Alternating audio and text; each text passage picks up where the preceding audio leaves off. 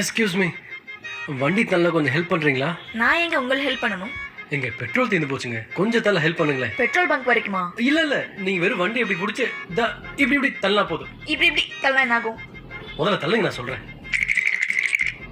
ஒரு நிமிஷம், இப்ப தள்ளுங்க. Any problem? நான் டோ பண்ணவா? டோவா? ஏய் மேடம் பாவம்டா.